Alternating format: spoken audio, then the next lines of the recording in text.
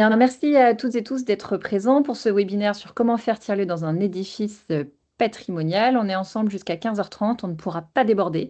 On a plusieurs intervenants pour ce webinaire de présentation, puisque cette présentation se fait sur la base d'un projet collectif du guide qui est sorti en juillet dernier, Faire tiers-lieu dans un édifice patrimonial, qui est un guide qui a été co-réalisé entre France Tiers-lieu et l'école de Chaillot sous la demande du programme Réinventer le patrimoine d'Atout France.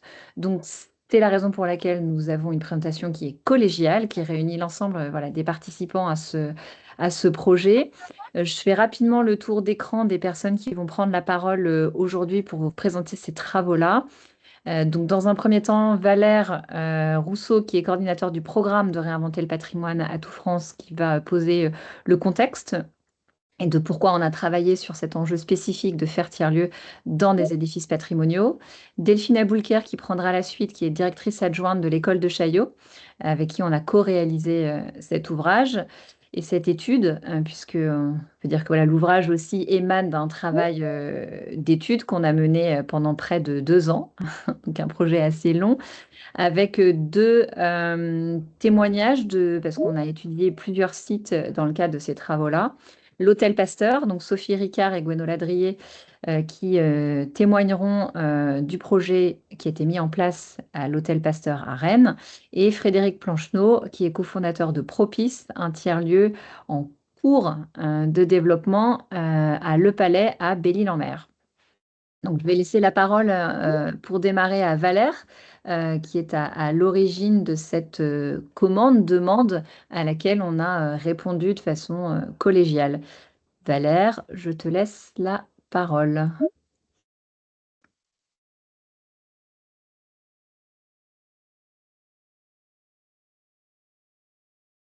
Ouais, Es-tu là, Valère? Ouais, super. ouais, parce que mon micro se déconnecte, se désactive régulièrement, mais j'espère que vous allez m'entendre cette fois-ci.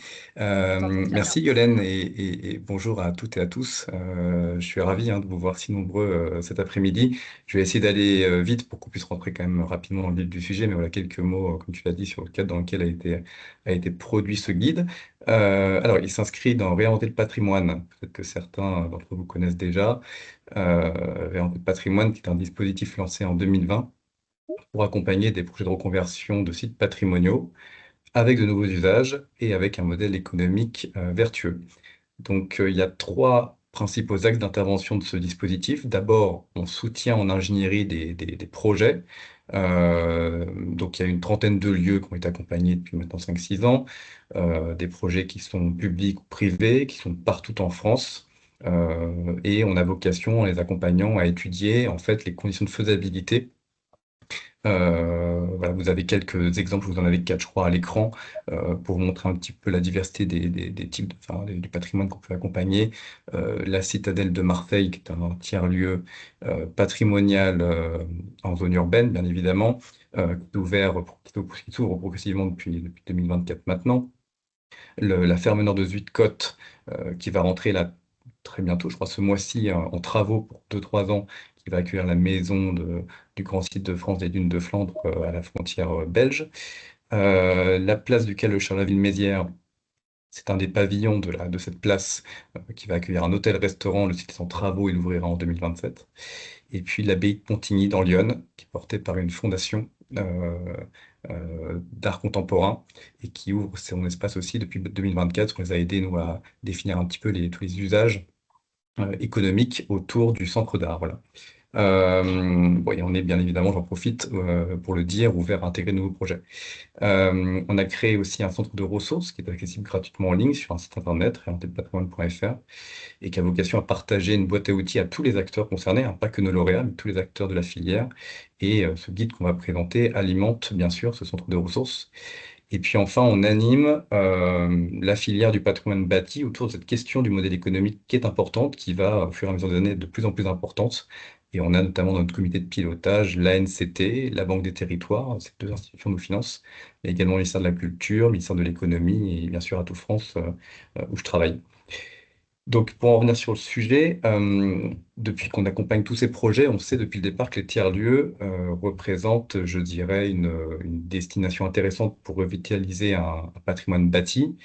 Parce que si on le dit vite, ils contribuent à l'animation locale et ils ont des impacts territoriaux positifs.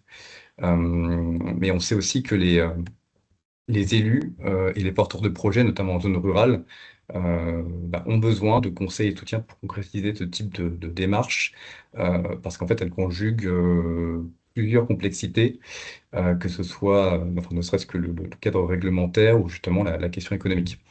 Et c'est comme ça qu'est née l'idée de ce guide, c'est-à-dire au-delà des quelques accompagnements qu'on peut faire, nous, à notre niveau, l'idée, c'était de partager vraiment largement des méthodes. Et quand je dis méthode, enfin, j'entends par là des méthodes qui soient vraiment adaptées à ce type de projet. Donc là, voilà, toute l'équipe va les présenter. Et puis de partager des bonnes pratiques et des exemples démonstrateurs. C'est important pour nous aussi de démontrer par l'exemple des réussites aussi pour inspirer, que ce soit en ville ou en ruralité.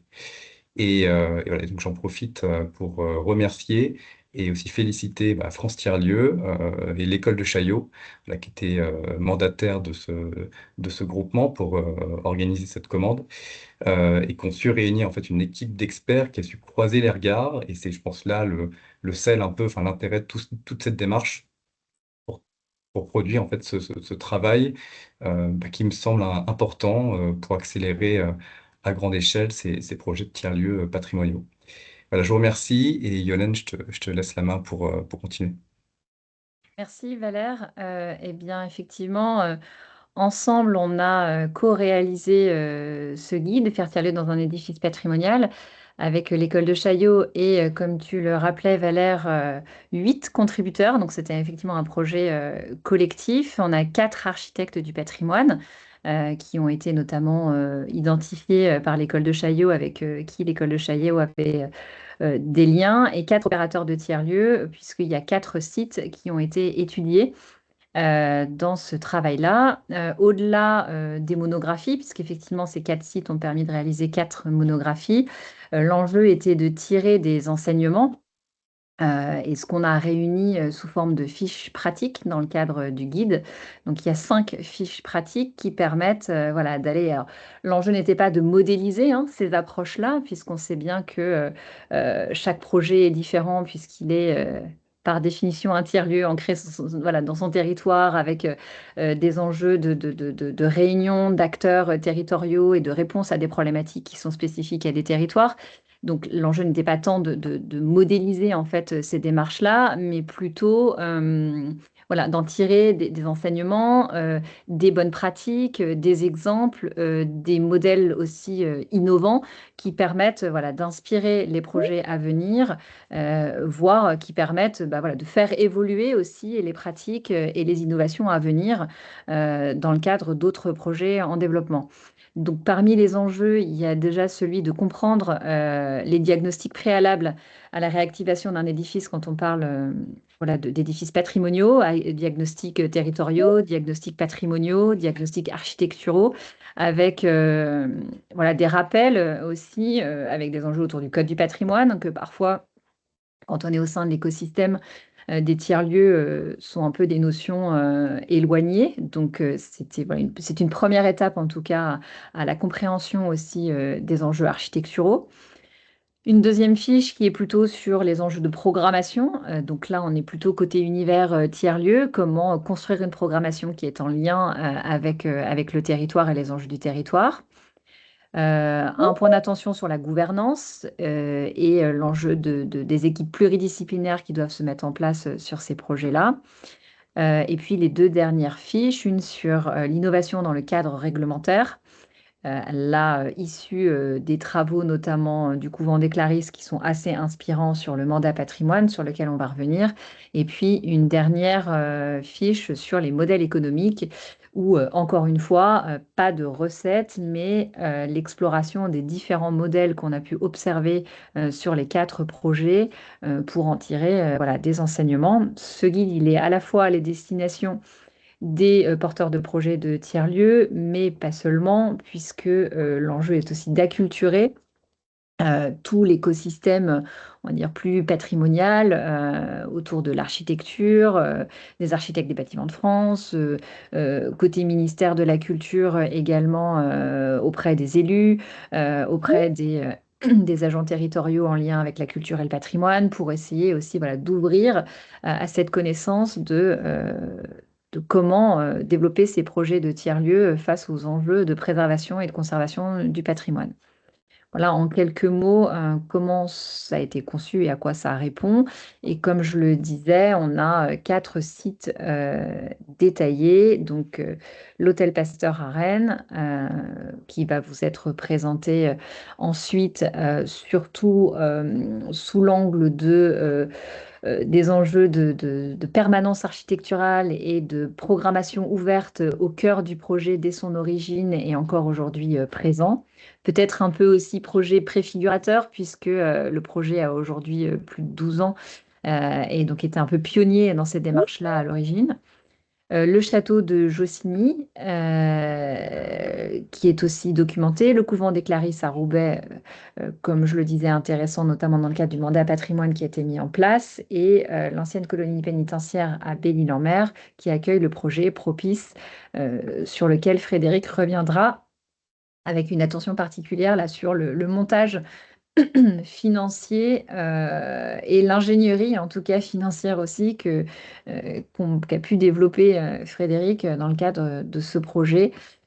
Voilà pour le menu et la présentation du guide. Et je vais laisser pour le coup Delphine ouvrir sur la présentation, sur les enjeux patrimoniaux. Donc Delphine est directrice adjointe de l'école de Chaillot. Je te laisserai te présenter Delphine. Et puis voilà, sur les enjeux notamment de la vacance autour du patrimoine et pourquoi les tiers-lieux effectivement sont aussi des projets intéressants. Après chaque présentation, on aura 10 minutes de questions-réponses, ce qui vous permet aussi voilà, d'adresser vos questions à chaque intervenant. Et puis, évidemment, n'hésitez pas à poser vos questions aussi dans le chat. Comme ça nous permet aussi d'apporter des réponses, sachant que notre temps est compté ensemble cet après-midi. Eh bien, Delphine, je te laisse prendre la main pour la suite. Merci Yolène. Donc, juste 2 mots. Je suis effectivement directrice adjointe de l'école de Chaillot. L'école de Chaillot, ça constitue le département formation de la Cité de l'Architecture et du Patrimoine. Et c'est une école qui existe depuis près de 140 ans et qui est une école de spécialisation destinée à un public d'architectes déjà diplômés, déjà en exercice, qui veulent se spécialiser sur les monuments historiques et le patrimoine, soit pour faire une carrière en libéral, soit pour travailler au sein de l'État comme architecte des bâtiments de France ou architecte urbaniste d'État. Voilà pour le contexte général de l'école de Chaillot. Alors, pour le contexte général de ce qui nous a amené à faire ce guide, on fait face en fait aujourd'hui à un double défi.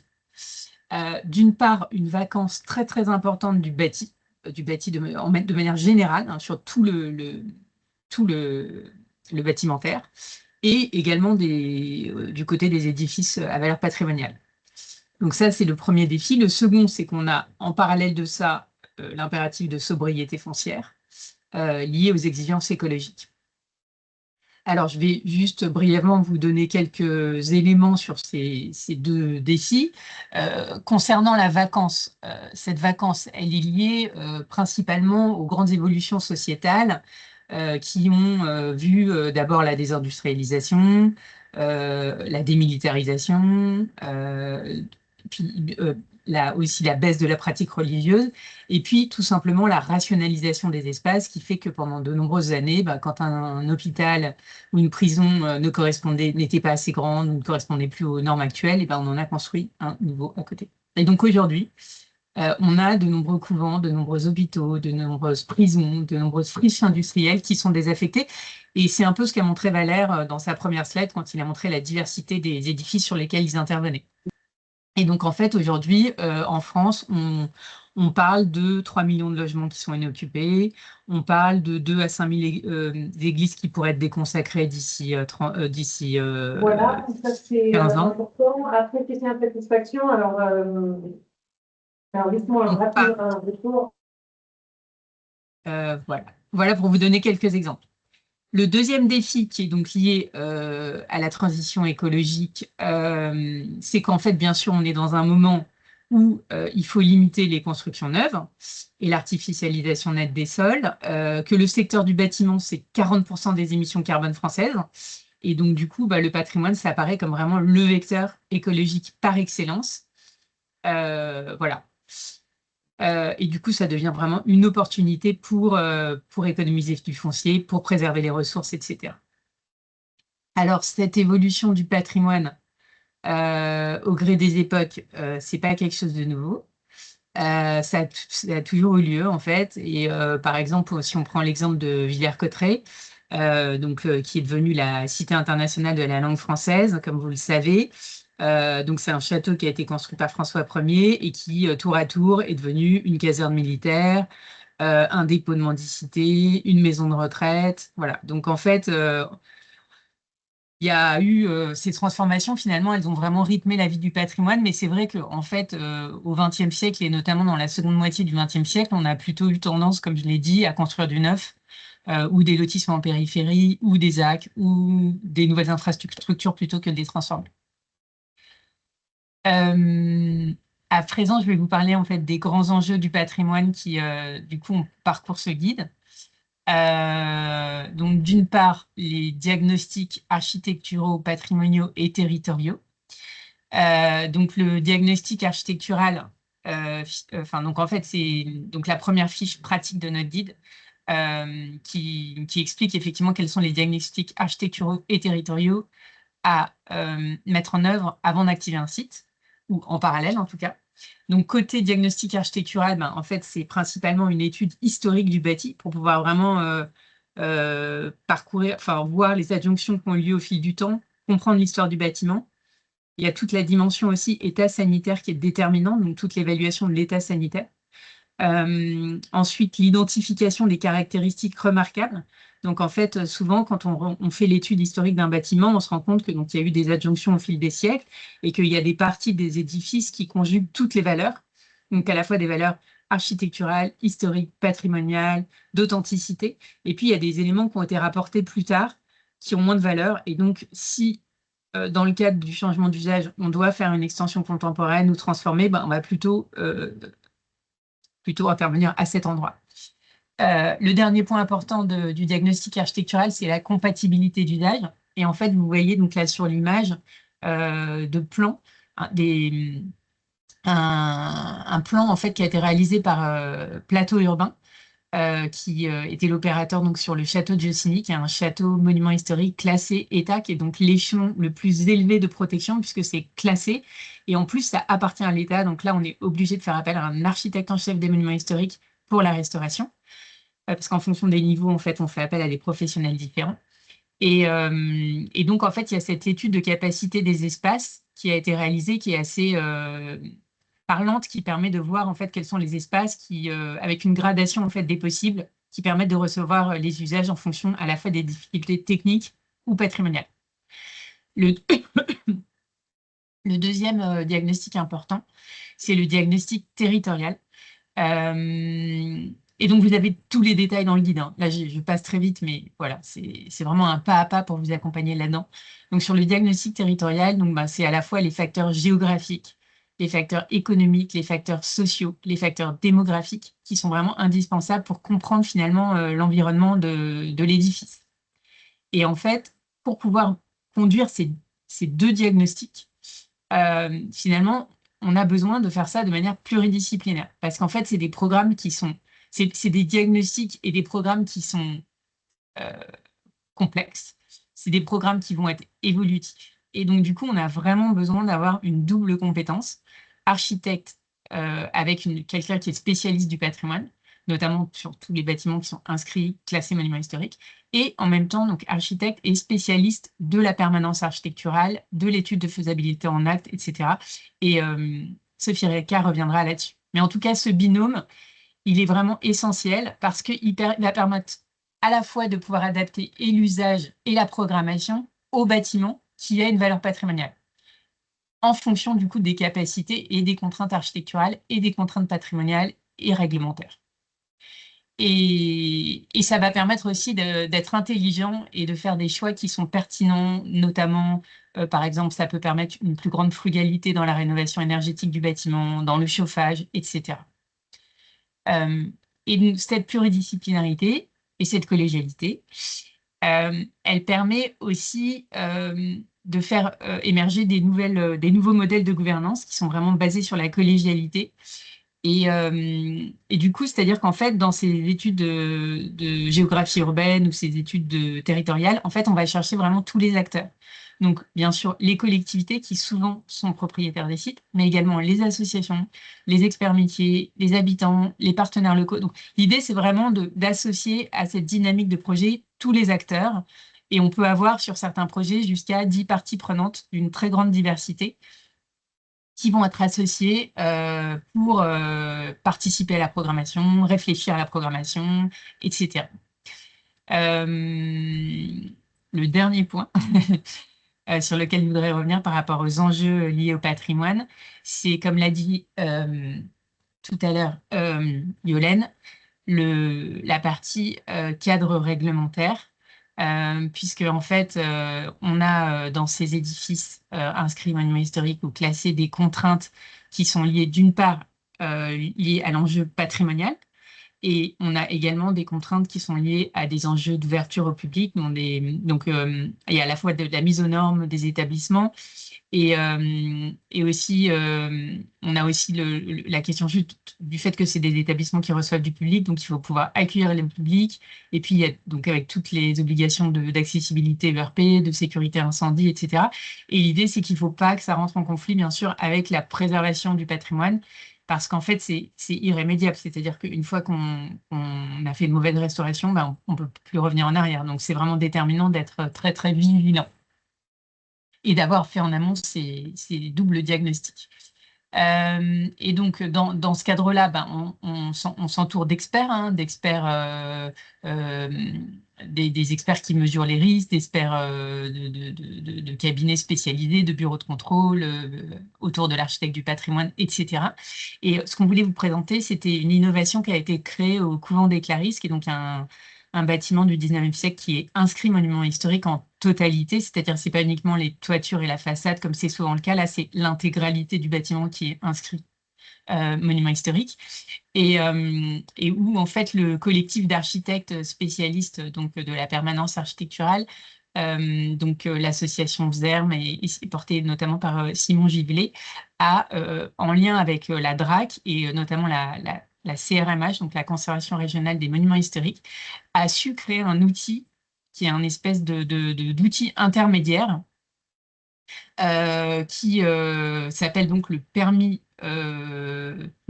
mandat patrimoine, et qui est un outil intermédiaire entre le permis de construire et la réparation courante, qui est la seule chose normalement qui est tolérée.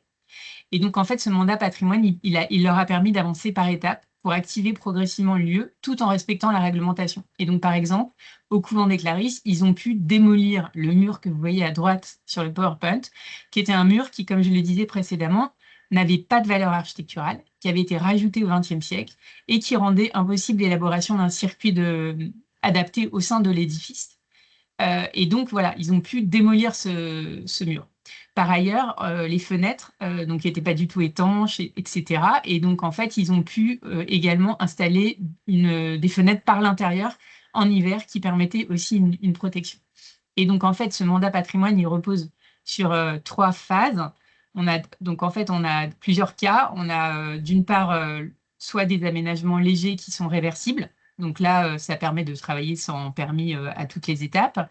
Quand c'est un peu plus important, il y a un traitement au cas par cas. Donc, c'est soumis à la DRAC et à la CRMH qui donne qui autorise ou pas, ou qui est interdit.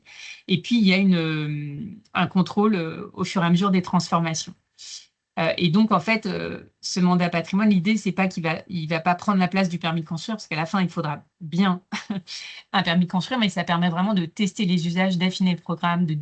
Et en fait, une fois que le lieu revit, et ça, on le verra avec les deux études de cas, mais du coup, en fait, ces projets, ces démarches, ça permet finalement de recréer des usages dans ces lieux qui étaient vacants depuis 10, 15, 20, 30 ans, et ensuite de débloquer des financements, et ensuite, on va pouvoir lancer la maîtrise d'œuvre pour faire les travaux. Donc voilà, donc ce qu'on retient, c'est que voilà, en fait, ces projets, finalement, ça permet de penser un peu différemment les restaurations pour être plus en phase avec les besoins, avec les usages, et ça permet ensuite, finalement, de trouver une issue pour trouver les millions qu'il faut pour faire les travaux, parce que bien sûr, restaurer le patrimoine, ça coûte très cher. Merci Delphine. Euh, pour le coup, on a laissé un petit temps de questions-réponses si vous voulez adresser vos questions à Delphine ou Valère sur les enjeux patrimoniaux ou sur le programme Réinventer le patrimoine. Voilà, n'hésitez pas à lever la main, prendre la parole, écrire dans le chat. Alors, il y a Nadia Boisa. Oui, Alors, à chaque fois, est-ce que vous pouvez vous présenter, vous dire d'où vous venez? oui. Alors donc Nadia Boisa, moi je travaille à la Banque des Territoires et je voulais savoir concernant l'ingénierie dont on parlait au tout début, est-ce que la porte d'entrée c'est Atout France? Oui, bonjour Nadia. Oui, tout à fait. Ouais, il y a la porte d'entrée, c'est Atout France. C'est Atout France qui déploie de manière opérationnelle le dispositif. Ensuite, les directions régionales de la Banque du Territoire peuvent tout à fait me solliciter en direct ou sur le site internet aussi. Vous pouvez, il y a un formulaire aussi pour contacter. Donc, mais je peux, à la fin peut-être de la présentation, on pourra transmettre les coordonnées des uns et des autres pour que puisse y avoir des Oui, questions. Donc, avec plaisir hein, pour parler d'un projet. ouais. Bah, merci pour l'info parce que c'est vrai qu'on est très souvent sollicité par des porteurs de projets dans des tiers-lieux et je connaissais pas l'implication d'Atout France, donc je pourrais vous envoyer des entre guillemets prospects. Voilà, On en reparle. on en reparle. Merci, hein. Merci Nadia. Est-ce qu'il y a d'autres questions? S'il n'y a pas d'autres questions, on va... Alors, si il y a... Quel serait le point d'entrée pour dialoguer autour d'un projet de tiers-lieu qui vient de se créer au couvent Saint-Jean-de-Bassel? Eh bien, il y a une double porte d'entrée, en fait. Il y a soit effectivement Atout France dans le cadre voilà, du programme Réinventer le patrimoine ou France Tiers-Lieu où on peut aussi voilà, échanger avec vous sur vos enjeux et les enjeux d'accompagnement. Voilà, tout dépend effectivement de la nature de votre question. Donc, pareil, on pourra vous donner les contacts et puis n'hésitez pas à nous adresser à ce moment-là un mail conjointement et on pourra voir comment on se le partage, puisque France Tiers-Lieu, comme vous le savez, porte un programme d'ingénierie d'accompagnement des porteurs de projets de tiers-lieux qui est opéré à l'échelle des régions. Et donc, ça peut être aussi une porte d'entrée pour vous faire accompagner sur vos problématiques, là, pour le coup, très liées à développement de projets tiers-lieux. Si votre question est plutôt patrimoniale, on verra vers qui vous adresser. Alors, question de Léa. Alors, il y a d'abord une main levée, peut-être, avant de répondre dans le chat. Anne-Laure Ginet. Oui, bonjour. Je suis Anne-Laure Ginet, effectivement, de l'association Manifact à Saint-Laurent-du-Maroni, donc en Guyane française. Nous, on a un tiers-lieu depuis 2015, donc dans un site historique, puisqu'on est à l'intérieur du camp de la transportation. D'où le petit jeu de mots avec notre lieu qui s'appelle la case Lab, puisqu'on est dans une ancienne case du camp de la transportation. Bref. Aujourd'hui, la problématique qu'on rencontre dans ce lieu, euh, c'est le fait qu'on a envie de pousser les murs pour se développer, pour accueillir du monde et que malheureusement, on ne peut pas. On a une coursive en fait qui entoure cette case.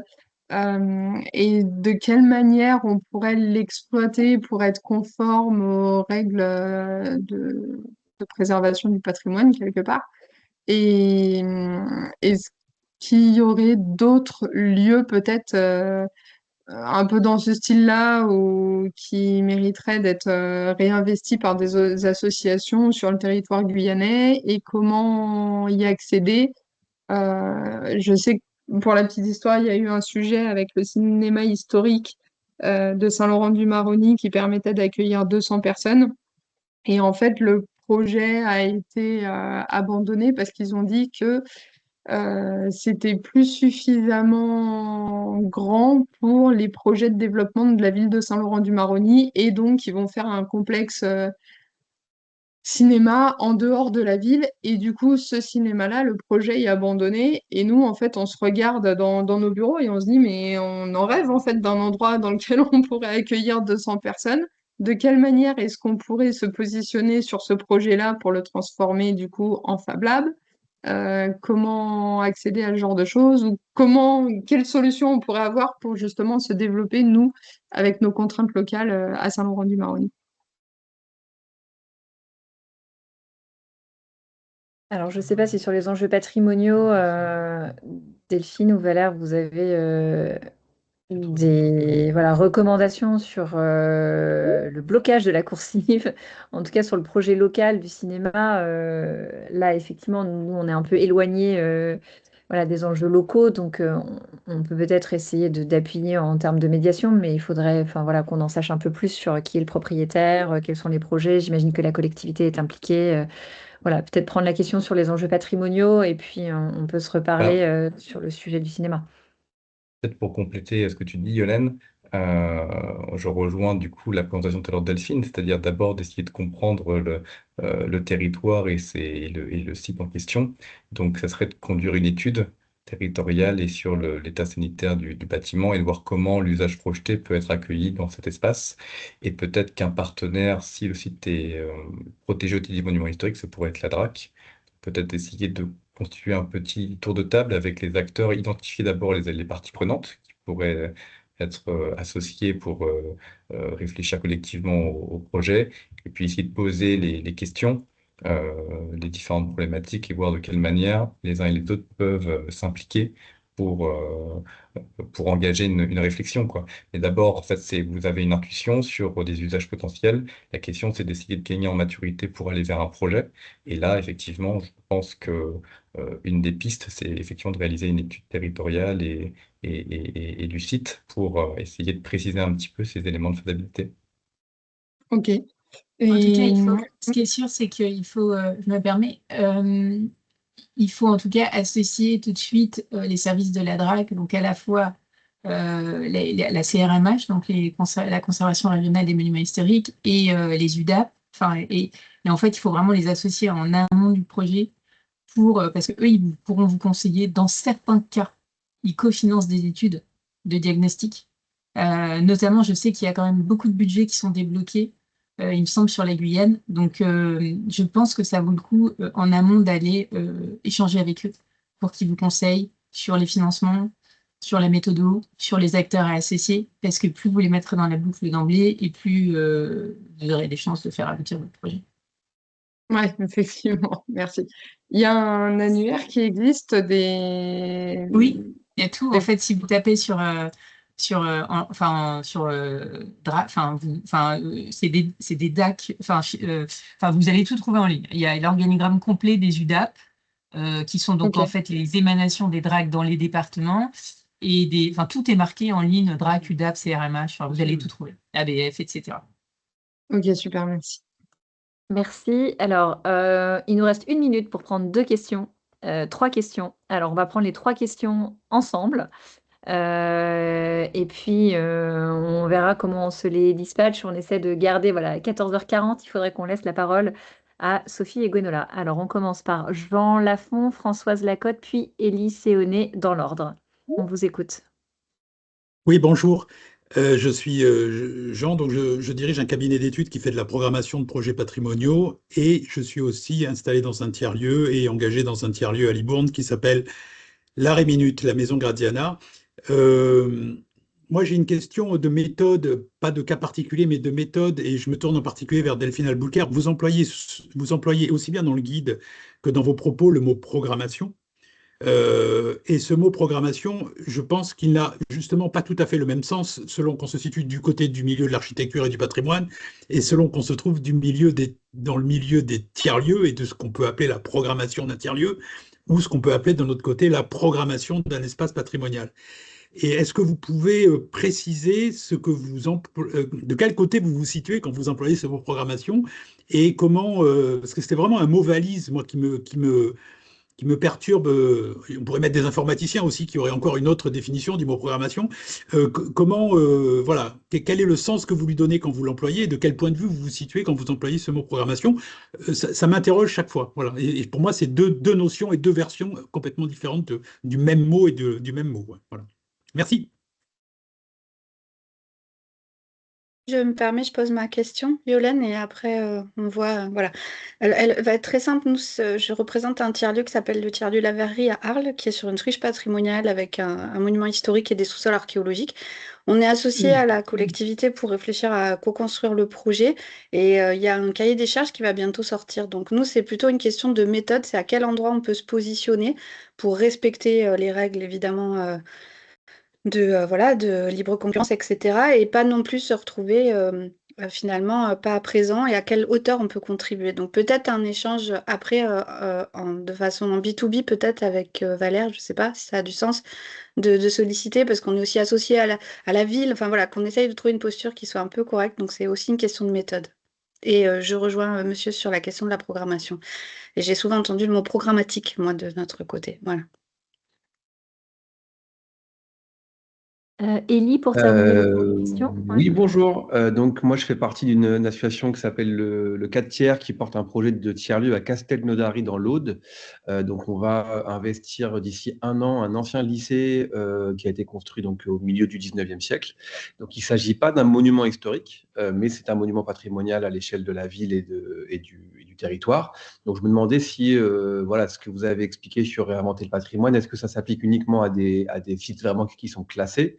Ou est-ce que pour des lieux patrimoniaux de type de celui-là qui n'est pas classé, mais qui a quand même cette dimension patrimoniale, il y a aussi des accompagnements qui sont possibles, sachant que par ailleurs, la ville est de façon globale concernée par les questions d'architecte des monuments historiques pour toute question d'urbanisme. Donc, on est quand même concerné au moins sur les extérieurs, quoi.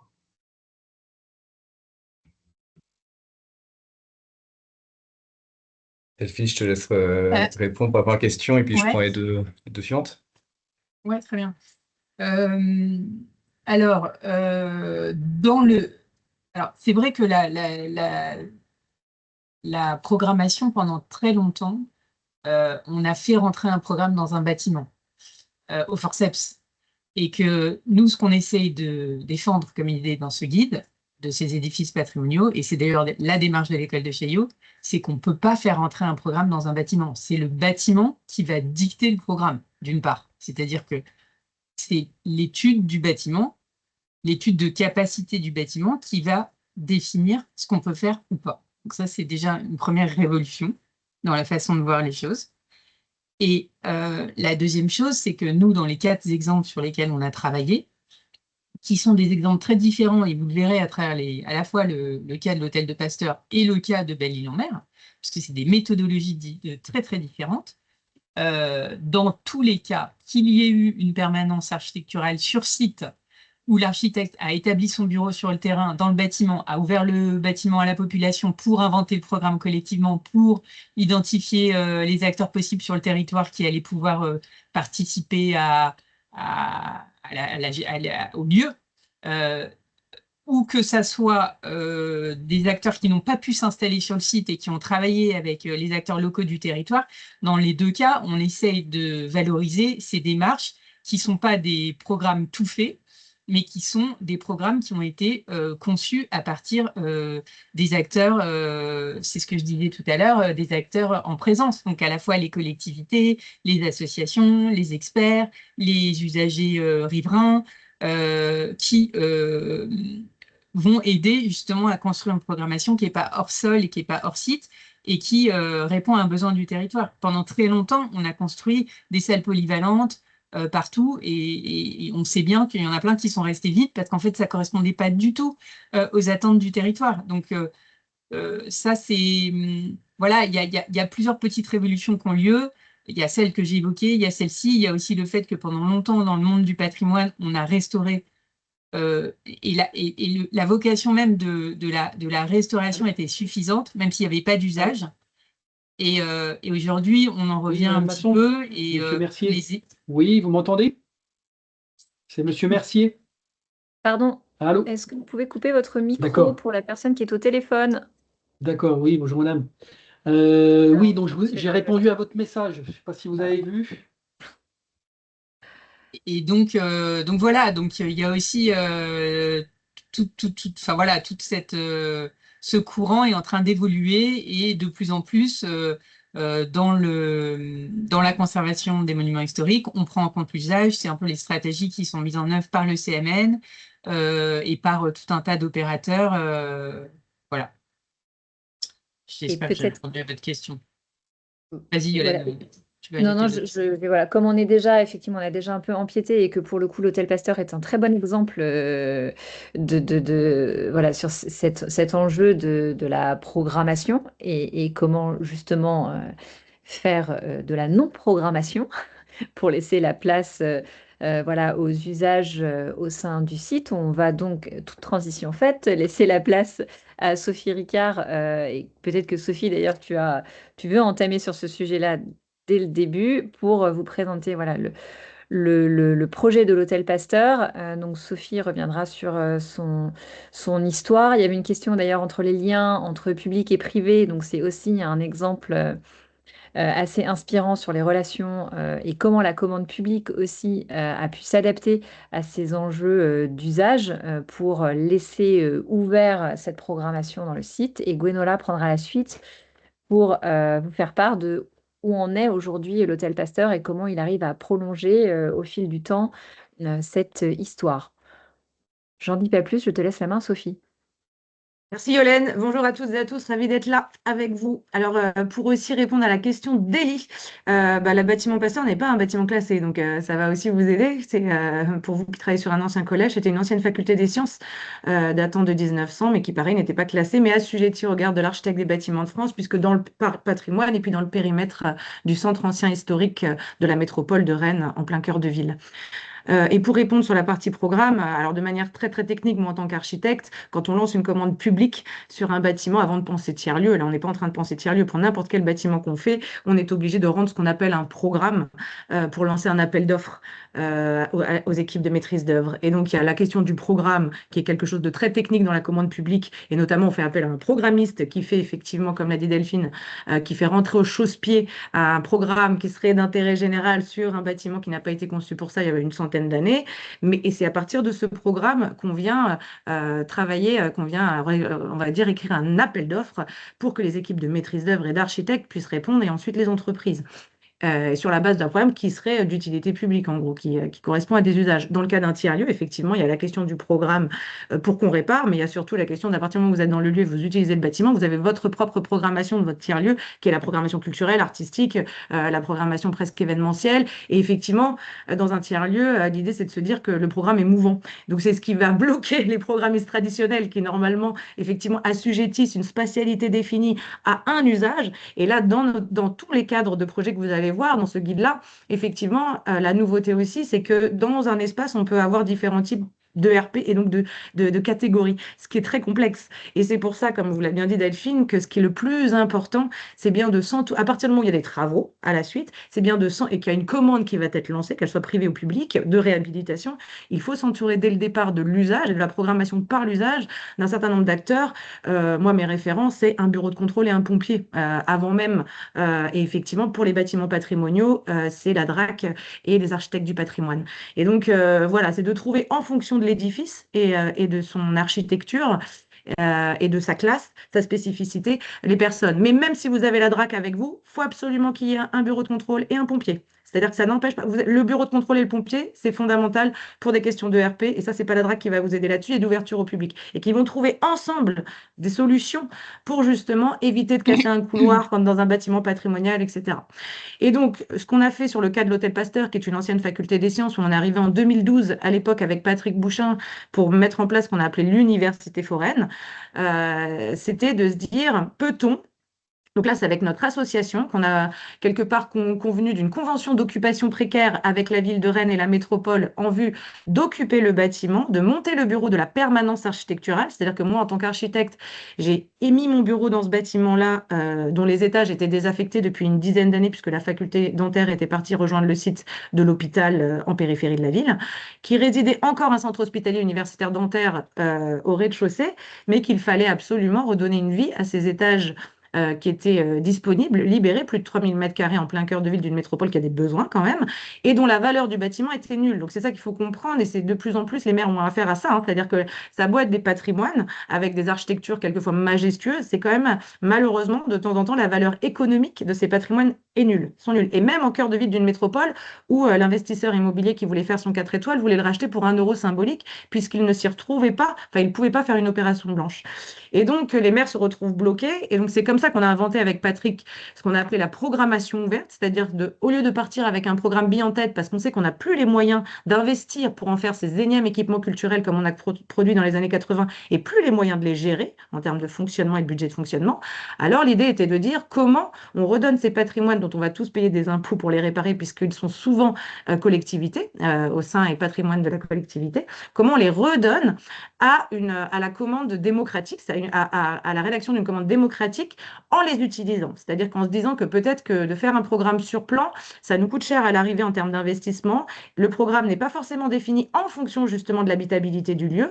Et donc peut-être que si on reprend le risque de réouvrir ces lieux, même s'ils ne sont pas tout de suite aux normes pour accueillir accessibilité, sécurité, incendie, pour accueillir du public, mais si on reprend le risque de manière collective, c'est-à-dire l'élu qui redonne à un opérateur de tiers-lieu, à un architecte, à une association, la délégation de confiance qui est d'ouvrir ces sites-là en pleine responsabilité, mais parce qu'il y a des bureaux de contrôle derrière, des pompiers avec lesquels on a travaillé sur ce qu'on appelle des mesures compensatoires qui vont nous permettre, parce qu'on n'est pas aux normes, de quand même les ouvrir au grand public en se prenant en main, en se responsabilisant, et ben de tester des occupations et des appropriations qu'on ne pourrait pas penser sur plan. Et peut-être de rédiger une commande beaucoup plus démocratique, c'est-à-dire qu'en ouvrant un bâtiment comme celui-ci, qui est une ancienne faculté des sciences aux besoins et aux envies de la population, et en faisant juste avant ce que j'appelle une étude de géographie sociale, c'est un peu l'étude territoriale dont vous parlez Delphine et Yolène tout à l'heure, c'est-à-dire de comprendre les besoins d'un territoire, les institutions qui fonctionnent pas, le monde associatif qui teste des choses, qui invente très très vite, mais qui des fois n'a pas les moyens encore de louer des mètres carrés pour tester son programme ou son expérimentation.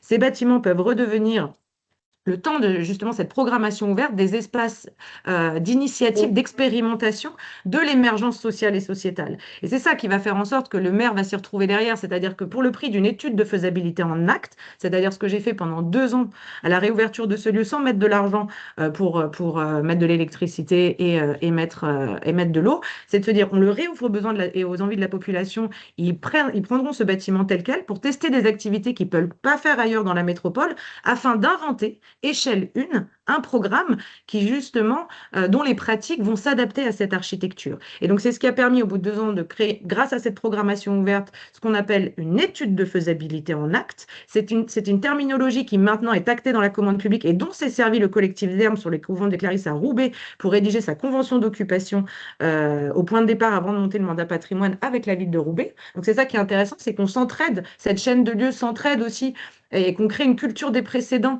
dans ces expérimentations et ces jurisprudences dans la commande publique. Et donc, on a créé donc, un programme parce que j'étais bien obligée, une fois quand même que la population avait fait des cours de danse, du soin pour les personnes en fragilité sociale, etc., etc. On s'est dit, ben voilà, ce bâtiment est d'utilité publique puisqu'on arrive à faire des expérimentations que nos institutions n'arrivent plus à mener toutes seules dans les cadres très normés ou que le monde associatif ou que l'émergence culturelle et étudiante n'arrive pas à mener tout de suite à la sortie de l'école. Et donc, il est d'utilité sociale et publique. Il permet aussi d'innover en termes d'ingénierie territoriale. Et donc, il faut bien, à partir du moment où on a vu ce qui s'est exprimé en termes d'appropriation, on a pu essayer de faire un plan, on va dire grossièrement, en se disant qu'il y avait des ailes qui pouvaient accueillir des corps en mouvement, des ailes avec des espaces beaucoup plus resserrés, où là, on était plus derrière un ordinateur, derrière type bureau, type petit atelier intime, et des grandes ailes où il ne fallait surtout pas cloisonner, puisqu'elles permettaient une appropriation plus grande avec un plus grand type avec un grand nombre de publics. Et donc, on a fait tout un travail avec les pompiers pour se dire, est-ce possible, dans une partie du bâtiment, dans 3000 m², d'accueillir un jour une activité, un autre jour une autre activité et un autre jour encore une autre activité, et de transformer ce bâtiment qui est en 3e catégorie en types différents, L, Y, W, R, en fonction de ce qui se passe pendant la journée. Et on a réussi à le faire. Et donc, c'est aujourd'hui, donc tout ça est mis en open source, hein, à la fois dans le guide tiers-lieu et patrimoine et sur le site de l'école du terrain, si vous voulez aller voir, pour que vous puissiez justement aller voir vos services techniques et leur dire que ça fonctionne et que ça existe. Ça, je pense que c'est très important de voir aussi pour le SDIS et les bureaux de contrôle, de voir que ça fonctionne de cette manière-là. Et donc, à partir de ce moment-là, on a voté un budget de 10 millions d'euros. Donc, il fallait nous, on a réparé 6000 m² de patrimoine en plein cœur de ville. Mais par exemple, pour le cas de l'hôtel Pasteur qui prend les 3000 m² des étages, qui est ce tiers-lieu, on a réussi à faire en sorte d'être 2 millions d'euros moins cher qu'une réhabilitation classique pour en faire un centre culturel, on va dire, tel qu'on les fait depuis les années 80. Parce qu'effectivement, comme le disait Delphine, il y a toute la moitié du bâtiment qu'on n'a pas isolé, puisqu'on a vu pendant 5 ans qu'on a ouvert ce lieu avant d'écrire le programme aux architectes que ce bâtiment était non chauffé et pourtant il était utilisé été comme hiver par un grand nombre de personnes, mais quand les corps étaient en mouvement, il n'avait pas besoin d'être chauffé, ce qui nous a permis de dire comment se fait-il qu'on est dans nos sociétés contemporaines, on soit encore à l'heure où on chauffe nos équipements publics à 19 voire 20 degrés alors qu'ils ne sont pas tout le temps en fonction, et de dire qu'on pouvait mettre des têtes thermostatiques sur les radiateurs et les chauffer qu'à 13 degrés, ce qui nous permettait de ne pas isoler l'intérieur des bâtiments et de garder. Bien souvent, c'est du patrimoine. Donc, il y a ou des mobiliers, des belles menuiseries au mur. Là, il y avait des paillasses faïencées issues de la faculté des sciences qui étaient magnifiques et qu'on aurait dû détruire si on isolait le bâtiment pour le chauffer à 20 degrés. Et donc, c'est de se dire aussi comment on replace la norme au service de l'usage et non au service de la technique. Et on peut le faire que parce qu'on a testé les choses à échelle 1. C'est-à-dire que les gens en fonction de la luminosité des espaces, ont testé des expérimentations et des occupations qu'ils ne pouvaient pas faire ailleurs ou qu'ils n'avaient même pas envie de faire ailleurs, dans des choses très normées qui ne laissait plus la liberté, même créatrice, s'activer.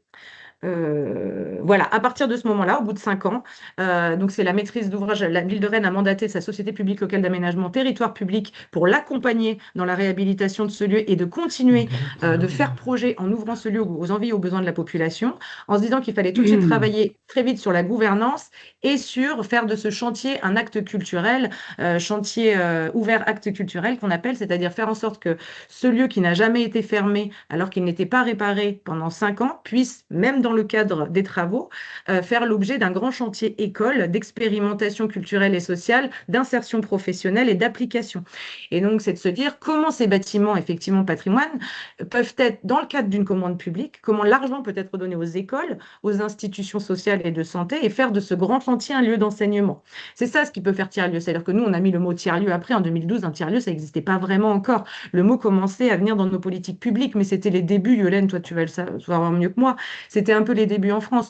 On a mis le mot tiers-lieu derrière parce que tout d'un coup, c'est un lieu qui, effectivement, est capable de s'adapter à l'innovation sociale et à l'émergence d'une société en mouvement. Donc, il n'y a pas un programme prédéfini dans ce lieu, si ce n'est que le non-programme est le projet du lieu et qu'en plus, il est géré par une association collégiale citoyenne. Donc, c'est de prouver aussi que nos patrimoines peuvent demain faire l'objet d'une gouvernance collective, citoyenne et contributive parce que le programme aura été construit collectivement et de manière très démocratique en remettant ce patrimoine à destination des populations qui ont des besoins dans la métropole et qui sont aussi partie prenante pour gérer en pleine responsabilité ces espaces. Peut-être m'arrêter là, du coup. Pour le coup, Gwenola, si tu veux compléter sur le projet aujourd'hui. Oui, bonjour à tous. Donc pour prendre la suite de Sophie, et effectivement, en fait, donc après cette phase chantier là, donc qui vient d'être évoquée par Sophie comme acte culturel dans la ville, il y a eu une ouverture donc en mars 2021. Où donc ce qui n'a pas été peut-être dit précisément, c'est que du coup ce chantier, donc c'était l'idée de poursuivre effectivement l'expérimentation qui avait été menée dans le cadre de tout ce qui vous a été décrit là, et d'accueillir du coup cette école maternelle au rez-de-chaussée et un projet dit donc, qui s'appelle aujourd'hui l'EduLab, qui est un lieu qui relie éducatif et numérique qui est donc un service de la ville de Rennes. Donc aujourd'hui, on cohabite, entre guillemets, mais sous un même toit, à 3 activités piliers, on va dire. Et bien au-delà de cette simple cohabitation, donc on a eu la volonté, évidemment, de s'investir dans un partage de sens au travers d'un quotidien qu'on éprouve depuis mars 2021 dans ce lieu, qui repose du coup sur des règles de vie communes, sur une mutualisation de certains espaces, et puis surtout sur des projets qu'on mène ensemble. Et c'est un fonctionnement donc, qui, de manière patrimoniale, ça a un intérêt évidemment parce qu'il vise à partager un même bâtiment pour différents usages de fait, pour justement une vie différente selon les moments de la journée et les moments aussi de l'année, mais aussi, donc c'est une démarche qui permet évidemment d'économiser du foncier, ça c'est des pratiques comme ça de partage d'usage, et du budget aussi en optimisant l'existant, mais aussi évidemment de témoigner qu'on peut, avec des activités très différentes, transformer aussi des enjeux d'action publique. La vie de l'association collégiale, en fait, la façon dont aussi les acteurs ont fait vivre le lieu a infusé, entre guillemets, et sur l'EduLab qui a préfiguré ce service de la ville, s'est préfiguré aussi pendant le chantier, et donc qui a du coup aussi tenté de modifier les règles de jeu plus habituelles, disons, d'un service de la collectivité, et puis aussi même avec l'éducation nationale, puisque l'école maternelle, c'est vraiment une école du quartier liée à l'éducation nationale, de transformer aussi des pratiques. Donc, voilà, ça a posé en tout cas plein de questions tout au long du chantier, mais aussi évidemment à partir de la mise en œuvre, et c'est ça qui en fait voilà, un projet passionnant. Donc, le fonctionnement aujourd'hui, juste en 2 mots, donc on s'est appuyé vraiment sur toute cette phase d'expérimentation. On continue donc à faire vivre ce patrimoine donc avec des réhabilitations différentes. Effectivement, l'école maternelle a eu une réhabilitation vraiment très, disons, exigeante parce qu'elle répondait à des normes école maternelle. Et par contre, dans les étages, pour l'association collégiale, c'était plutôt de faire avec un minimum, disons. Et du coup, on continue aussi à transformer le lieu. C'était aussi ça l'intérêt. C'était de faire une réhabilitation qui est effectivement raisonnée, entre guillemets, et qui permette en fait aux acteurs du lieu, comme ça avait été le cas pendant l'avant-chantier, de continuer à s'approprier les lieux et à le transformer. Donc, on continue à mener d'ailleurs des chantiers, alors sur des sujets beaucoup plus modestes, disons, puisque c'est vraiment du second œuvre et tout ça, mais en tout cas, ça permet encore aux acteurs de se l'approprier, et ça nous permet surtout de nous appuyer finalement sur tout le processus en fait qui a été mené. Donc comment ça marche aujourd'hui, c'est on a mis une temporalité, donc les acteurs de la ville, du territoire et au-delà aussi, mais c'est quand même prioritairement des acteurs du territoire, vont pouvoir solliciter l'association sur un espace. Donc on a du coup on appelle les occupants les hôtes, puisque c'est la thématique de l'hospitalité qui a été déclinée donc, dès le début avec Sophie, cette idée que effectivement un séjour du coup dans l'hôtel où on ne dort pas, on a joué là-dessus aujourd'hui. Du coup, c'est un séjour où on va être hôte parce qu'on va être évidemment accueilli dans cet espace, mais on va aussi devenir celui qui accueille. Donc, c'est ce double sens qu'a l'hôte. Et du coup, c'est vraiment ce qu'on met en pratique. C'est pour ça aussi qu'on peut, dans l'organisation même de l'association et de la vie du lieu, vous voyez dans le schéma, la conciergerie. Donc, l'équipe salariée sur site est assez minimale, on va dire. Donc, aujourd'hui, il y a 3 temps pleins et un temps partiel pour mener, en fait, pour faire vivre 2500 mètres carrés et pour créer les interactions justement entre l'école maternelle et l'EduLab, pour faire vivre un lieu voilà, en cœur de ville. Donc, c'est assez peu, mais du coup, c'est possible parce que justement, on s'appuie aussi sur tous ces hôtes qui sont dans le lieu. Alors, qui ne sont pas des hôtes permanents, ce n'est pas des gens qui ont des espaces sur des durées longues, c'est vraiment la temporalité qu'on a déterminée, c'est de 3 heures à 3 mois. Donc, ceux qui sont là sur 3 mois, c'est des hôtes qu'on appelle les hôtes longs. Ça, c'est peut-être un peu minimal comme terminologie, mais voilà, ça nous aide. Voilà. Donc, eux, ils sont là sur 3 mois, ils s'engagent à être là vraiment au quotidien dans le lieu. Donc, ça, on a, en tout, on a 10 espaces donc, qui permettent justement à ces hôtes longs des occupations et de s'impliquer vraiment au quotidien. Et ensuite, donc, on a quelques autres espaces, donc 5 en l'occurrence, qui sont des espaces qui vont jusqu'à 220 mètres carrés pour des occupations plus courtes, mais du coup, plus des temps forts qui rassemblent, etc. Voilà un peu pour les différentes modalités d'accueil dans le lieu. Donc, c'est des mises à disposition gratuites. Il suffit d'être juste adhérent à prix libre. Et par contre, de contribuer, c'est-à-dire de rentrer dans cette logique de contribution et de participer en fait au fonctionnement de ce lieu. En 2 mots, on a dit donc que j'évoquais la gouvernance collégiale, c'est ça? Je suis encore dans les temps? 1 minute. Donc, cette gouvernance collégiale, du coup, elle vous est un petit peu décrite dans ce schéma, effectivement. Donc, c'est vraiment ce principe, effectivement, de collège. Donc, aujourd'hui, il y a différents collèges que vous pouvez découvrir là, qui ont été… Enfin, la conception de ces collèges, c'est vraiment à partir, justement, des occupants du lieu, de ceux qui ont pu aider à être garants, justement, pour garder cette philosophie dans le lieu, mais aussi de partenaires, puisque, du coup, il y a un certain nombre d'acteurs de la ville qui sont soutiens aussi, vraiment, du projet. Et puis, les permanents, donc c'est les salariés, du coup, qui sont aussi représentés dans ces différents collèges. Et puis, le collège du lieu qu'on a créé justement aussi lorsqu'on a partagé le lieu, c'est-à-dire qu'il y a un collège qui représente les 2 autres occupants, donc l'école et l'EduLab. La ville n'est pas dans la gouvernance collégiale. Par contre, on a une convention d'occupation, effectivement. Et du coup, on a aussi des temps de travail réguliers. Tous les mois, on a un groupe de travail avec la ville sur justement voilà, la vie du lieu et les orientations. Dire aussi que du coup, on a effectivement un rapport d'utilité. C'était un peu ça l'idée. Donc, c'est un engagement, effectivement. Il n'y a pas de rapport d'activité, comme c'est plus communément le cas. L'idée de cette terminologie, c'était aussi de prouver finalement les effets, aussi l'impact que le lieu pouvait avoir sur les habitants et de ne pas, du coup, déterminer, enfin, de ne pas rendre des comptes à partir de fonctions ou de missions qui sont attribuées en lien avec des activités.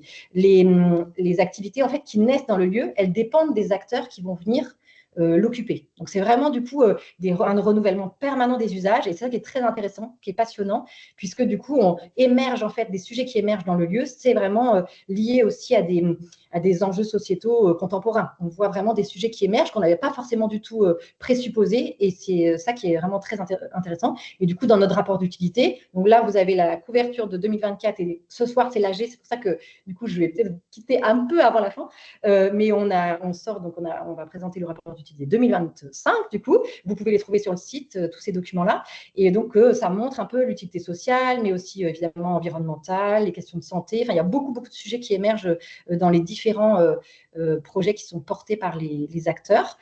Ça permet aussi de rendre compte d'un essaimage, parce qu'il y a des acteurs des autres qui sont passés dans le lieu et qui, aujourd'hui, ont développé des projets sur le territoire au long cours. Et donc, ça nous permet aussi de les faire connaître. Voilà, déjà, avant peut-être des questions qui pourraient être partagées avec Sophie, je ne sais pas. Voilà. Merci beaucoup à vous deux. C'est vrai que c'est pas évident de résumer l'Hôtel Pasteur en 10 minutes. Donc, j'ai mis le lien de l'école du terrain dont a parlé Sophie. Oui, pardon, Gwenola. Et oui, et on a proposé aussi une petite animation pour montrer un peu les usages dans les espaces que vous avez Donc ça, partagés. vous l'aurez après, on ne le passe pas parce qu'en fait, ça fait voilà, presque 2 minutes. Donc, en tout cas, dans le PowerPoint qu'on va vous partager, il y aura cette vidéo qui permet de se rendre compte des différents usages et des espaces de l'Hôtel Pasteur. J'ai mis le lien vers l'école du terrain aussi, où beaucoup des démarches et des pratiques ont été documentées sur l'Hôtel Pasteur, où vous pouvez retrouver effectivement tout ce qui a été évoqué, la permanence architecturale, l'étude de faisabilité en acte, le mandat patrimoine aussi du couvent des Clarisses qui est documenté sur l'école du terrain. Et puis, donc, on ne va pas prendre les questions-réponses maintenant, on les prendra à la fin parce qu'on va laisser la parole à Frédéric qui doit nous quitter aussi un peu rapidement derrière parce qu'il a un rendez-vous. Autre cas, pour te lancer, Fred, vous n'avez pas pu occuper le lieu et donc démarche tout à fait autre que celle de l'Hôtel Pasteur.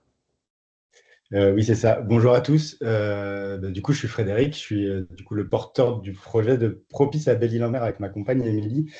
Effectivement, on va résumer en, j'espère, 5 minutes les 7 ans qu'il nous a fallu pour mettre en place ce projet avec une problématique du coup qui est vraiment différente puisque le lieu était totalement inoccupable en l'état. C'est-à-dire qu'on n'avait pas d'huisserie, pas de toiture, de l'amiante. Enfin, bref, c'est genre une ruine avec juste des murs et une toiture qui tombe en ruine, donc vraiment inoccupable.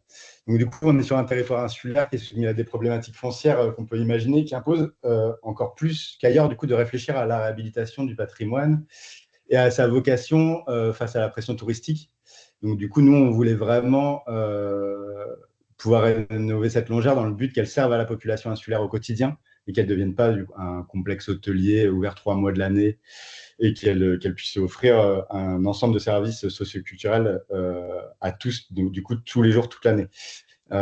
C'est un vrai pari, il faut convaincre, c'est assez colossal à mettre en place sans pouvoir occuper le lieu et donc faire, comment dire, comme à l'Hôtel Pasteur, montrer par l'exemple que ça a du sens, quoi. Donc du coup, on est vraiment sur de la théorie plus que sur de la pratique et ça demande un peu plus de temps de mise en place, un peu plus d'huile de coude, on va dire.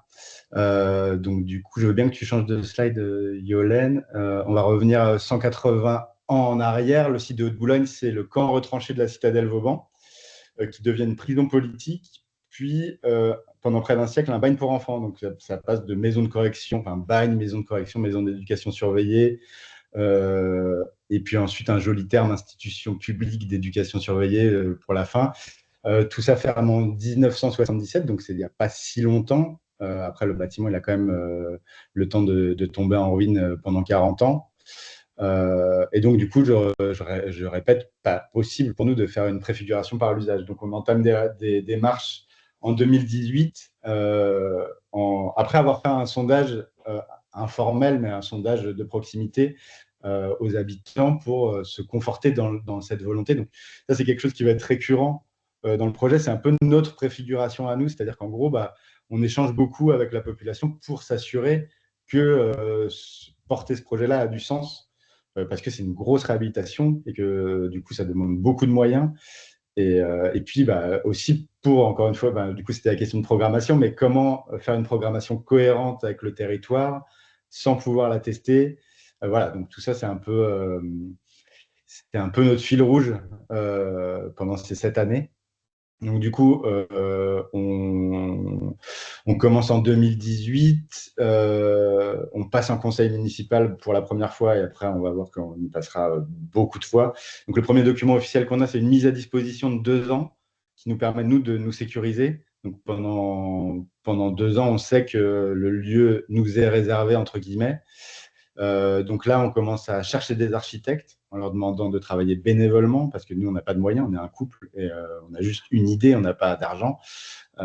Donc, on fait un appel à manifestation et puis on trouve un cabinet d'architecte qui est d'accord pour nous accompagner, faire le pari avec nous. On doit trouver des financements, on doit travailler avec l'architecte des bâtiments de France parce qu'on est en périmètre protégé de la citadelle. Et puis continuer à identifier les besoins de la population, se rapprocher des associations, parce qu'on veut travailler évidemment avec les associations, avec les écoles, avec les travailleurs, les personnes qui travaillent de manière indépendante pour voir s'il y a un vrai besoin de coworking, de bureaux, etc.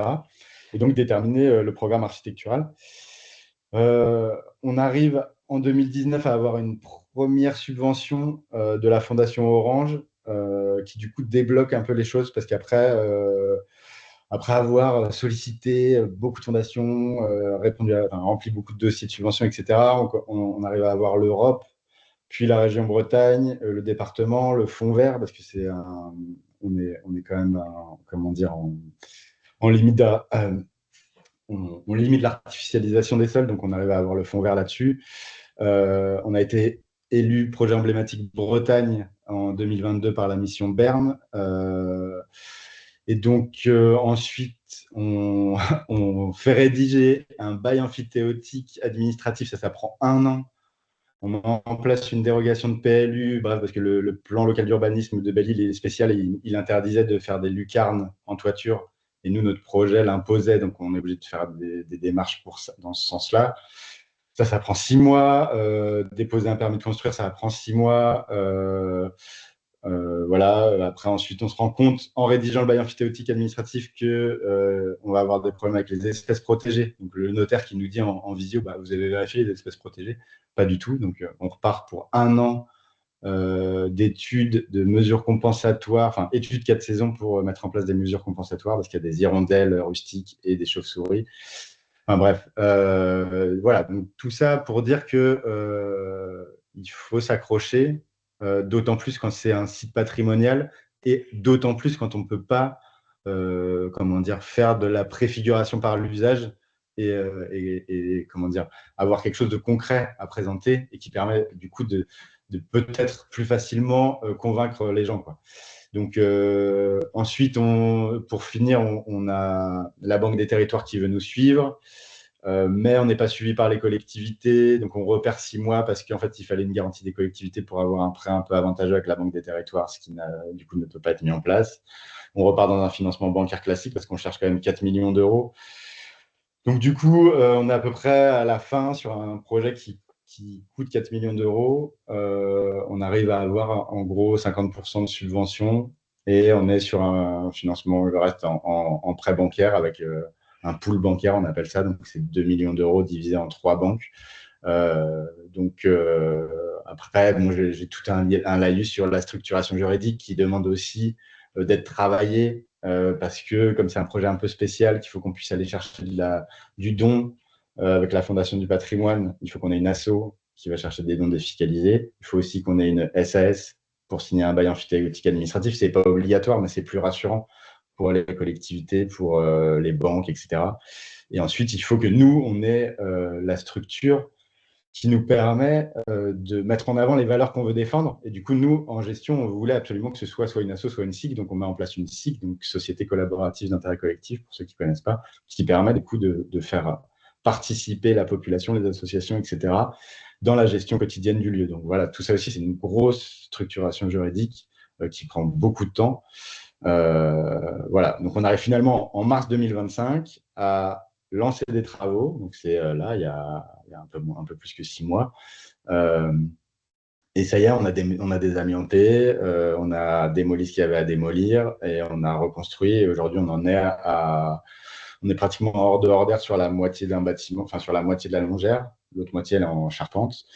Et donc, on projette une ouverture en octobre 2026. Et voilà, on est toujours sur quelque chose qui est un projet, quoi, donc qui est suivi et qui a été, comment dire, challengé, comme on dit, sur le papier, mais qui n'est pas challengé dans le concret. Donc, c'est sûr que c'est une autre façon de voir les choses, quoi. Voilà. J'étais vite, Yolène. Ouais, super vite. D'ailleurs, tu veux peut-être nous dire ce qu'il en est justement des usages et de la programmation et ce que vous allez mettre en œuvre à son ouverture. Oui, pardon, du coup, je n'ai pas raconté ça. Donc, du coup, on a quand même une longère qui fait 1000 mètres carrés. Donc là, on voit sur cette slide-là, en bas à droite, c'est un grand café-galerie.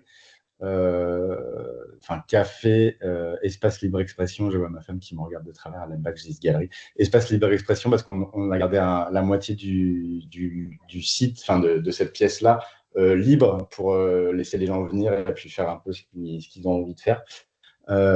Qui nous permet du coup d'avoir une économie qui tourne quand même beaucoup autour du café. Et de faire venir les associations, en gros, de remplir le lieu, parce que voilà, il faut que le lieu devienne un lieu populaire pour qu'on ait de la fréquentation, et puis voilà, qu'on puisse du coup rembourser notre prêt, enfin, en tout cas que le modèle économique fonctionne. On a vraiment une vraie problématique économique. Ensuite, au rez-de-chaussée, donc c'est toujours en bas, c'est la partie de gauche. On a 3 ateliers d'artistes si on part de la gauche, un gros studio de musique, donc on a tout un pôle audiovisuel. Ça, c'est vraiment des équipements qui n'existent pas sur l'île. Je vous rappelle, du coup, on est sur une île, on a 6000 habitants, et on est limité, enfin, on est limité sur l'offre, que ce soit, comment dire, les offres d'emploi, enfin en tout cas de formation. Et puis l'offre culturelle. Donc nous, on essaye de répondre à notre échelle à ça. Donc on a un studio de musique, des salles de montage vidéo, 3 ateliers d'artistes pour faire une résidence d'artistes. Et à l'étage, on a, donc c'est le bleu et le jaune, 7 chambres, des bureaux partagés. Et puis au-dessus du coup du café-galerie, une mezzanine qui nous sert à accueillir les assos, faire des activités tout le genre, tous les genres, de la danse, du yoga, de la belote, enfin peu importe. Voilà. Voilà. Merci Fred. Effectivement, c'est 7 années pour un démarrage maintenant.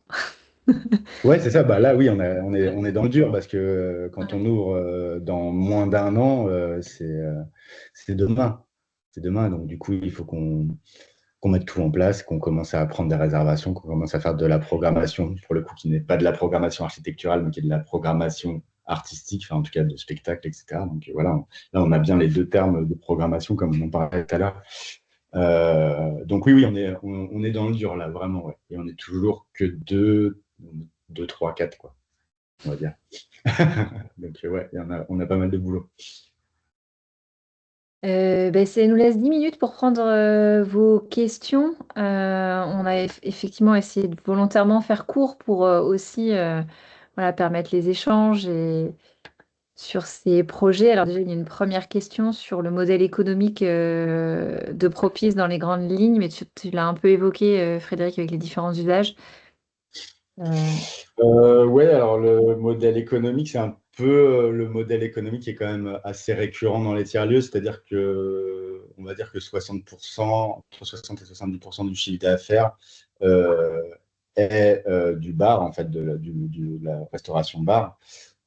Donc la logique, c'est d'avoir une programmation artistique qui soit le plus accessible possible, voire gratuite, pour avoir le plus de fréquentation possible et du coup de faire tourner le bar. Alors à côté, nous, on a la chance d'avoir d'autres espaces qui nous permettent du coup de louer des espaces. Donc on a les chambres qui devraient nous rapporter un peu de sous et puis on est sur un lieu touristique, on est à Belle-Île, donc voilà, on a cette économie-là de location de chambres qui est quand même assez intéressante aussi.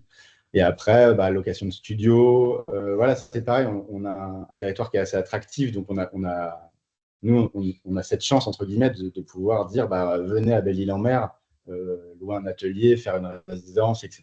Donc, tout ça, pour nous, c'est des entrées aussi. Voilà. Est-ce que tu as une part de subvention sur le modèle d'exploitation? Non, on a mis les subventions à 0 sur le prévisionnel volontairement.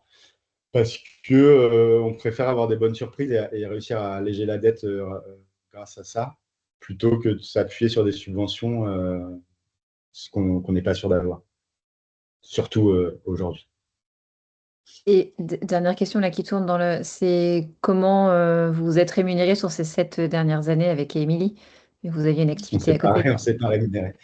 On travaille bénévolement. On a fait, là, depuis le début du chantier, on se rémunère avec le suivi. Enfin, on a pris la partie suivi de chantier. En gros, on est en maîtrise d'ouvrage.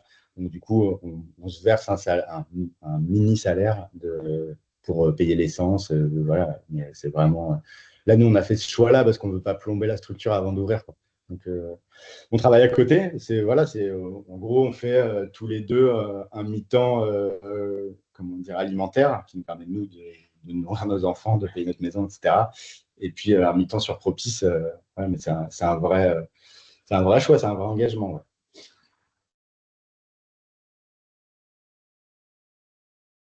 J'en profite, Fred, pour te renouveler les félicitations. Parce que quand on dit que c'est complexe ces projets, c'est aussi que c'est du temps long. Et ça dépasse souvent les mandats électoraux quand on parle de projets publics. Mais voilà, et vous, a fortiori, vous étiez deux. Peut-être maintenant que l'équipe va grossir. Mais en fait, c'est très usant, quoi. Donc voilà, c'est du temps long. Ouais. Et je veux presque enfoncer le clou. 7 ans, c'est presque court. Parce que moi, la durée moyenne des projets que j'ai accompagnés, moi, sur ceux qui sortent, c'est en général, ce que j'observe, c'est 10 ans. Voilà.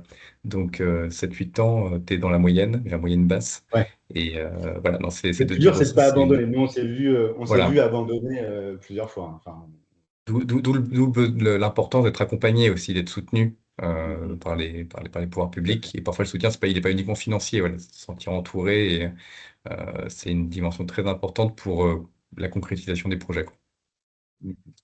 Merci, Valérie.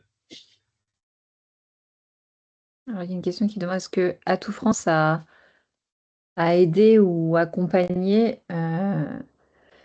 ce projet-là? Non, pas spécifiquement, il ne faisait pas partie des projets lauréats de Réinventer le patrimoine, mais Non, on avait échangé à un moment, mais en fait, Fred et sa compagne étaient déjà dans la dimension un peu de recherche de financement. On était un petit peu trop avancé dans le projet par rapport à nous, qui intervenons plutôt sur des questions de faisabilité. Voilà, mais on a été en lien un petit peu. Oui, tout à fait. Bon, ça date maintenant. Je crois que ça va faire 4 ans, 4 ou 5 ans. Ouais. sur Réinventer le patrimoine, on nous demande si c'est ouvert à tous les sites et pas seulement les monuments historiques. Alors, c'est pas une. J'en partagerai peut-être dans la présentation ou d'une manière ou d'une autre avec les contacts après, les critères d'éligibilité. Que vraiment, encore une fois, on accompagne des projets économiques dans les lieux de patrimoine, donc c'est assez particulier. Donc le classement, inscription ou classement, enfin, la protection du monument historique n'est pas obligatoire. On a pu accompagner quelques projets qui ne l'étaient pas, mais il faut que d'une manière ou d'une autre, on puisse démontrer la dimension patrimoniale, qu'elle soit historique, qu'elle soit esthétique. Et la plupart des projets qui ne sont pas protégés des monuments historiques qu'on accompagne sont quand même regardés d'une manière ou d'une autre par l'architecte des bâtiments de France. Voilà, il y a quand même une dimension patrimoniale qui doit être avérée, mais c'est pas forcément, ouais, c'est un petit peu au cas par cas, pour le dire comme ça. J'en profite peut-être d'avoir la parole pour redire juste à Françoise et Élie, tout à l'heure, on n'aura pas fait de retour, mais à disposition bien évidemment pour parler de la verrerie à Arles, dont j'avais déjà un petit peu entendu parler par la Banque des territoires localement, et du projet d'ancien collège, quoi. Voilà. Peut-être que réorienter le patrimoine ne sera peut-être pas la porte d'entrée, enfin, on va dire le dispositif pour accompagner, mais on se donne aussi pour mission de réorienter en ayant une connaissance un peu des programmes, des dispositifs d'aide existants. Donc, pas de souci pour en parler après la visio. Merci Valère. Alors, j'ai laissé passer des questions. Est-ce que certains veulent prendre peut-être la parole? Parce qu'il y a des questions qui demandent peut-être des précisions, notamment Stéphanie Cadar, si vous souhaitez peut-être poser votre question en direct. J'ai laissé passer aussi 2-3 questions sur l'hôtel Pasteur. Je remonte. Moi, du coup, je vais profiter Ouais. du blanc pour remercier quand même Violaine et Delphine, parce que ça fait 1 an qu'on bosse ensemble et que nous, quand on a commencé, enfin, vous nous faisiez confiance, c'est-à-dire que vous avez fait partie des gens qui ont cru dans le projet parce qu'on on n'avait pas commencé, on n'était pas sûr. Je me rappelle d'une discussion avec Delphine où, bah oui, mais on n'est pas sûr de le faire. En fait, on n'était pas sûr de lancer des travaux au moment où on a commencé le guide. Et voilà, donc ça fait partie des choses qui nous soutiennent, quoi. Donc voilà, merci. Et on y croit, Fred, et on y croit encore, et on sera là au moment où ça va ouvrir à Et on l'automne compte bien prochain. faire un événement en présentiel chez toi. Avec plaisir. Oui, dans les suites, pour le coup, en rebond, on a prévu des temps d'animation en région de cette thématique-là, autour des enjeux de réhabilitation du patrimoine et de faire tiers-lieu dans des édifices patrimoniaux, euh, qu'on va organiser. Alors, on en aura un premier à Rennes, à l'Hôtel Pasteur, et on invitera Frédéric et l'équipe aussi de Propice. On souhaite en faire un aussi au couvent des Clarisses. L'objectif, alors ce ne sera pas forcément ouvert à tous, mais on vous le dit quand même parce que vous pouvez être des relais. L'enjeu, c'est aller mobiliser les DRAC, les agents publics, les élus à la culture, les acteurs du patrimoine, de l'architecture, pour continuer cette acculturation en fait de ces méthodes-là et de ces nouvelles méthodes, et le faire justement, voilà, sur des réseaux locaux. Donc, on travaille avec le ministère de la Culture aussi à ça pour identifier. Voilà, donc en tout cas, si vous avez dans votre entourage des élus à mobiliser ou à faire, voilà, à acculturer sur ces problématiques-là, dites-nous comme ça, parce que nous, on va commencer à, voilà, flécher des invitations, puisque ce ne seront pas des événements ouverts à tous. On a des capacités d'accueil qui vont être assez limitées. Donc, l'enjeu, c'est surtout, voilà, acteurs publics pour... voilà, changement de modalité opérante auprès et le Sud. Oui, alors on y pense, c'est juste que je vous en parle pas encore parce qu'on n'a pas vraiment identifié encore le point d'atterrissage, parce que là on partait sur les 4 sites et nous n'en avons pas encore en région PACA, mais il y a plein de possibilités. Donc il faudra qu'on en discute avec Valère notamment, puisqu'il y a effectivement plein de sites possibles d'accueil. Même chose côté sud-ouest. Voilà, donc les 2 premiers sont les plus voilà, identifiés. Quelle date à Rennes? Ce sera début avril. Ce sera début avril, la date n'est pas encore fixée. Ville de Nemours, réflexion autour de son château. On le note.